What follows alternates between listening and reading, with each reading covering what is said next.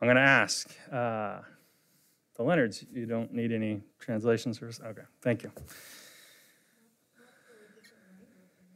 Perfect. Good evening, everyone. I'd like to call the meeting to order at 7:01 p.m. Please rise and join me in the Pledge of Allegiance.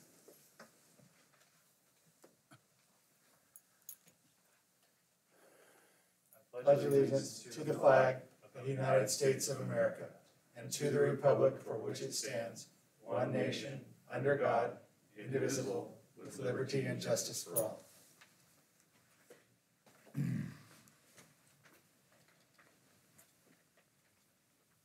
All right, our next agenda item is approval of the agenda, and I think there was a few things that we needed to add in. Mr. Chairman, I would ask that we request that we amend the agenda to include an item, two items. One is the superintendent search timeline, and the other is to address the school calendar. I second that motion. All in favor? Aye. Opposed? Motion passes, and we have our agenda. I don't see any comments from the public tonight, so we'll move to board business. Superintendent search final interview schedule recommendation. I think it is as presented. I miss the inclusion of still having dinner and executive session with candidates. Don't know the subcommittee on the thoughts of that and how necessary you believe that to be, but the consultants thought it was necessary, and also the idea that the superintendent, their spouse or significant other is an important part of it, you know. So it's their opportunity to ask questions of us a little bit, is why we included that. I think Director Morse recapped kind of the discussions we had. The citizen members of that committee really thought it was a chance for, really emphasize that point about the spouses. I thought it was beneficial. Yeah, I like the idea. Yeah. So. okay. I can count to three, and I'm not counting to three here, so I retreat. It's not the, I echoed. I think I brought up during your concerns. So it was not a quick decision. We talked about it for quite some time. Okay, with that. Yeah, I'm just a tad shy about it. We need to meet. We'll have some do's and don'ts sent to us about that happening, and so we make sure that we're all covered legally and responsibly. So make sure that gets sent to us of do's and don'ts. So is it the executive session you have concerns with, or getting us all together in a room at dinner? It would be the informal dinner portion. I mean, we're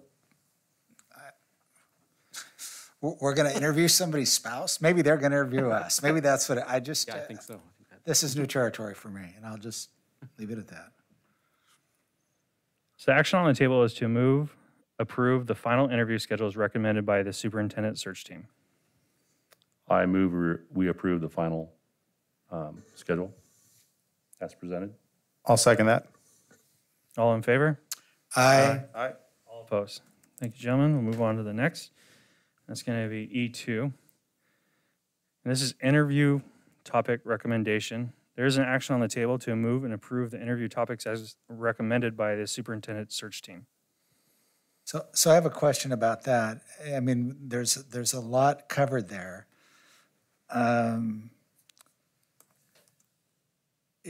I would assume there are the opportunity to ask some traditional foundational questions that don't really go into a category like, why do you want this job? A couple of other questions like that come to mind. So I want to make sure that we're not just stuck to these topics and don't include some of those very important foundational questions that, in my view, we should. Yes, thank you, Chair Aganagua, Director Nyquist, we can certainly relay that to consultants and make sure that those kinds of foundational questions are included in this. And I think that that's sort of, hopefully is sort of pro forma as your. Would you be know, implied, I guess. Yeah. But I appreciate the concern and we'll make sure that we can communicate that to them. okay. And I just had a question on the procedural of this. We're not coming up with the questions based off these recommendations. The consultant firm will actually be the one reading the questions, asking the questions. Chair Aganagua, it is correct. I'll be coming up with the questions.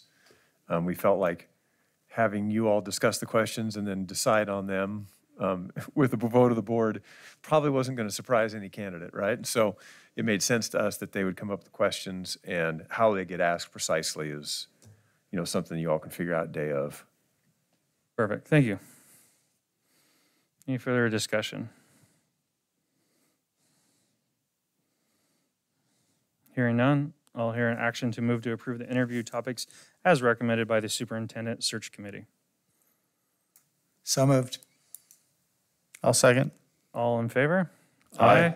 And opposed? Thank you.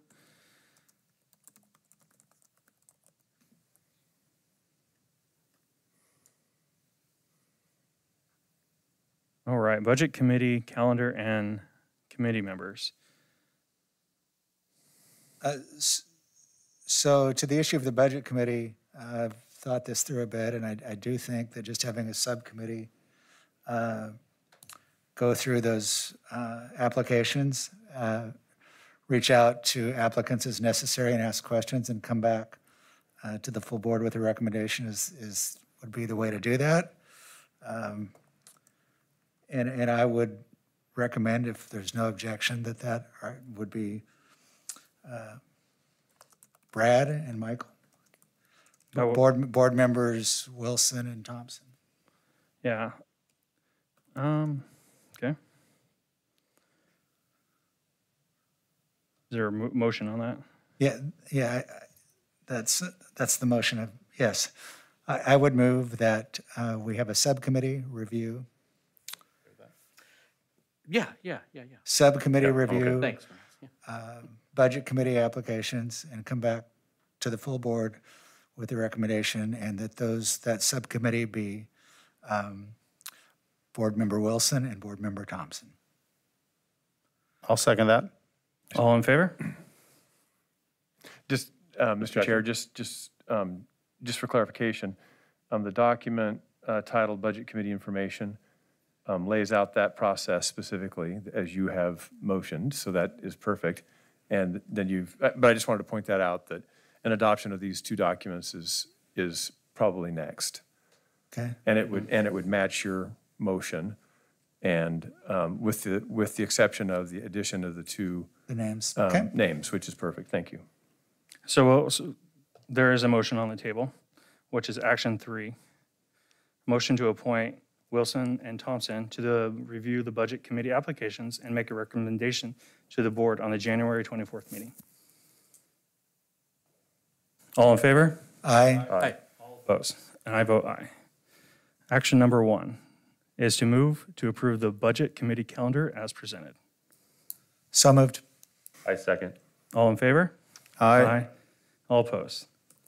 Action number 2, move to approve Budget Committee information and application as presented. So moved. Second. All in favor? Aye. Thank you.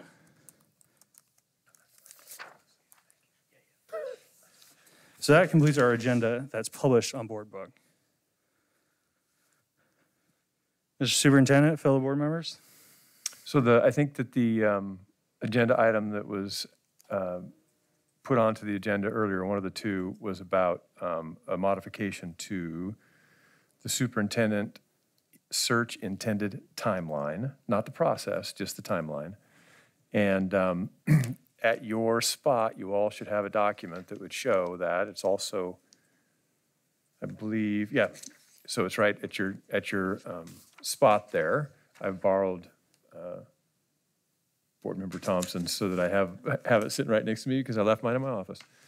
And What I would point out is that this doesn't change the process. It does change a couple of timelines, and part of it is it shortens things up a little bit. So let me just walk through that real quickly.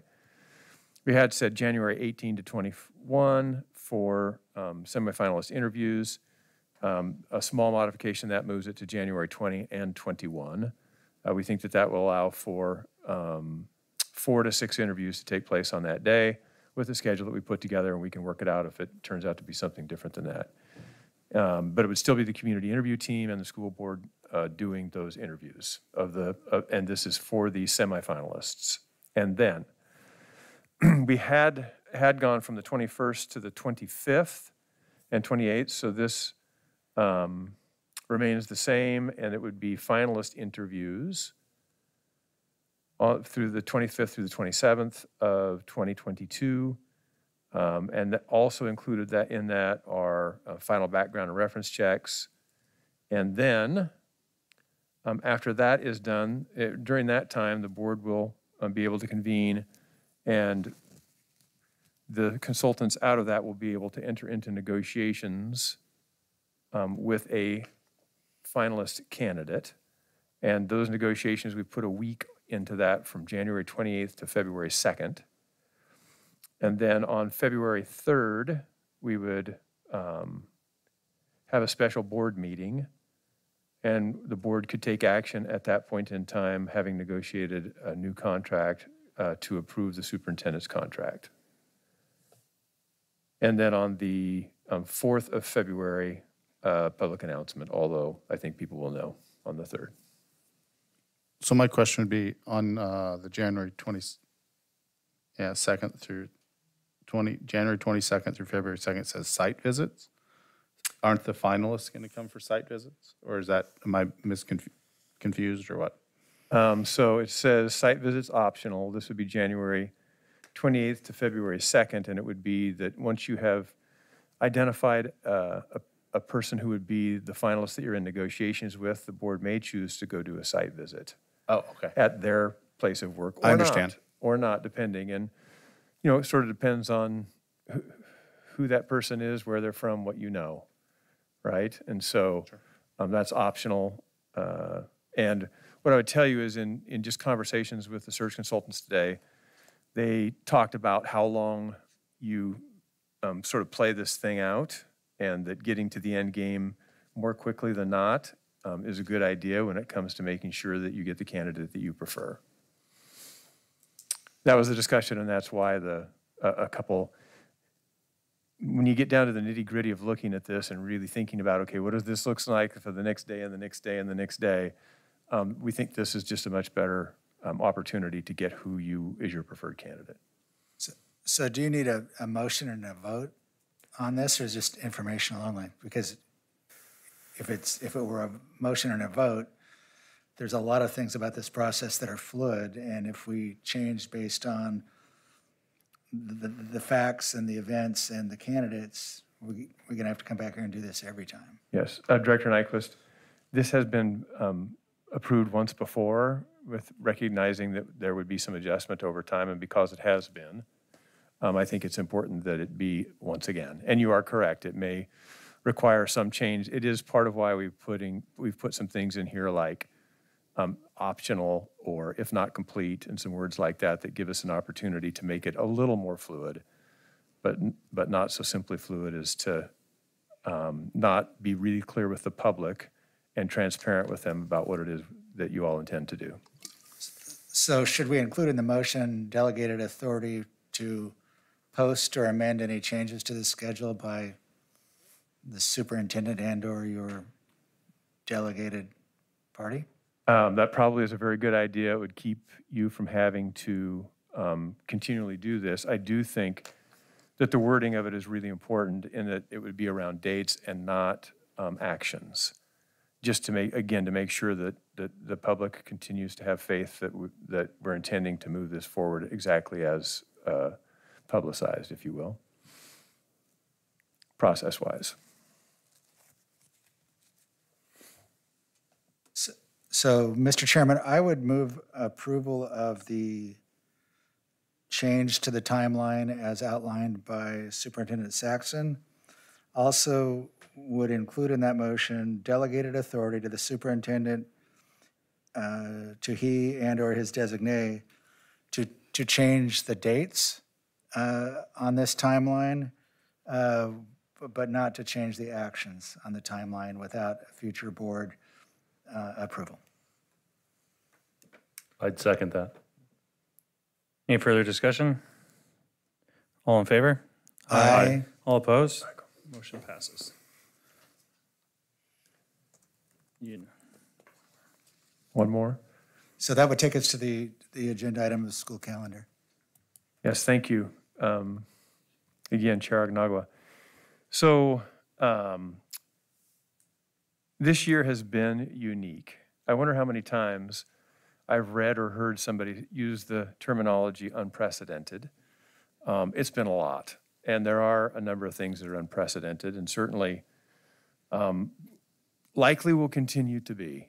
And so earlier today, well, we've been in discussions with our associations in regard to the calendar this year and also to, the challenges that I think everybody everywhere is facing as a result of the pandemic. And our educators are right in the middle of it, as are our kids and their families. And so there's a lot of challenges there to go all the way around. I spent a fair amount of time at a meeting today in Salem with superintendents and association leads or association presidents in their district talking about the kinds of solutions that we could look for that would be thoughtful and reasonable, make sure that kids are able to continue to get the education that they deserve and that our educators are able to do it in a way that is doable at high quality. And it's a hard discussion to try to figure that all out. We've been, in conversations with our union here, as I said before, trying to figure that out. I think our staff have worked incredibly hard. I see really great instruction in our classrooms. I see our custodians, our bus drivers, our maintenance people also working incredibly hard under harder conditions than what have typically been, and working at all kinds of different pieces of things that aren't always traditional, including helping students self-regulate in a way that is going to be beneficial to the school and beneficial to the community and all kids. And then also working incredibly hard to make sure that students are learning what they need to learn in order to get a great education in this district. And we do that well. I see great instruction taking place and people working hard at it. In an effort to, sort of further these agreements or negotiations, if you want to call them that, I think we should know that for a long time, 30 plus years, Greater Albany Public Schools and their board and their administration and their associations have been a model in the state of working together to try to find solutions to make the district work in a good way. We use a negotiation model that is interest-based and has been one that I think has held us in good stead and kept our relationships positive and steady. I also know that there are a number of districts around us who have provided some kind of relief this year, and to this point in time, we have done some of that, but not to the degree that other districts have. And that we have an interest, that you all have an interest in making sure that we have as much instructional time as we can get in an effort to help kids catch up, but also need to know that we're able to deliver that with as much quality and with people intact. We need to have people making it to the end of the year as we can. And so what I'm trying to get at here is trying to offer up some kind of an opportunity for relief for our staff. I know that disruption of family schedules is also important, and trying to do something in a way that meets all of that is a neat needle to thread. But I would recommend to the board a change to our school calendar moving forward for the date of January 3rd in an effort to do this. January 3rd is a Monday. It extends if you took this action, it would extend winter break by 1 day, but it would allow our teachers, who oftentimes spend portions of their winter days off, their winter holiday, their vacation days, preparing for the first day back with kids. And it would give them a chance to do that preparation on the 3rd. It also creates a team building opportunity at our schools. I would recommend that there be a staff meeting for folks, not to exceed an hour in the first at some point in time over the course of the day. I won't dictate exactly when. At some point in time over the day, so that we can get some business done and get things kicked off, and then have the rest of the day be a teacher work day, which would mean that students would not be in attendance, and that this would be a paid day for all staff in Greater Albany Public Schools. So that is my recommendation to the board. I know that you all have care deeply about this, that we have a new relationship with new people who are engaged with our association. I think this goes a long way to send a message that we understand that we care, and we want quality, and we want you to do well moving forward. I don't think that this completely solves the issue, but I think it also puts us in a really good place to have conversations moving forward. I thank you for your consideration. Mr. Chairman, I would move to amend the school calendar as described by Superintendent Saxton. We have some discussion. Okay. I do have some reservations on losing a contact day. It's something concerning to me. I know that we've had a lot of trouble getting our kids back up to grade level and whatnot, but I also understand the unprecedented nature of the work this year. And I would like to honor our teachers with a day on January 3rd to prepare for students, because I think it's important, and I want to show our support. But I just wanted to put it out there that I am cognizant that we are giving up a contact day, and we need to be careful about that. Yes, sir.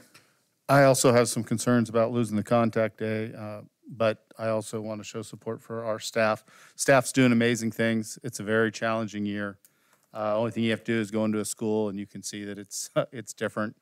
I would hope this time would also give the different staff groups time to be inclusive and figure out what really changes we can make that will help them out through the rest of the year.